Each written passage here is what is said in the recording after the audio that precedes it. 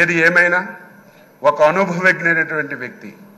ఈ రోజు వరకు మీ అవతారం ఒకటి, ఈ రోజు నుంచి మీ అవతారం మార్చాలి. ఎందుకంటే రాజకీయాలు చేసేటప్పుడు పదునైన మాటలు మాట్లాడాలి. ప్రతి ఒక్కరు విమర్శించేటప్పుడు వారికి సమాధానం చెప్పాలి. కానీ ఈ రోజు నుంచి మీరు శాసనసభాపతి. నా కోరిక, నా ఆశయం బలహీన వర్గాల తరపున మీకు కోరుతున్నాను.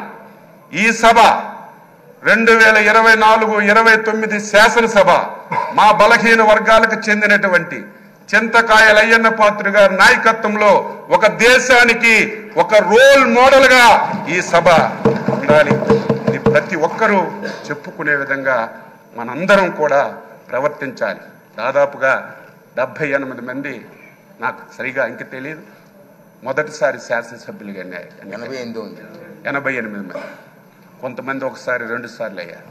నేను కూడా 6 సార్లు శాసనసభగా ఎన్నికయ్యే అవకాశం మా నాయకులు శ్రీ నారా చంద్రబాబు నాయుడు గారు ఇచ్చారు.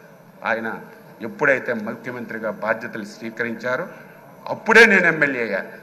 నేను కూడా సభ్యులందరికీ కోరుతున్నాను, ఎవరమైనా సరే కొంతమంది వ్యక్తుల పేర్లు ఈ శాసనసభలో వినడానికి వీలు లేదు. పార్టీల పేర్లు ఎక్కర్లేదు.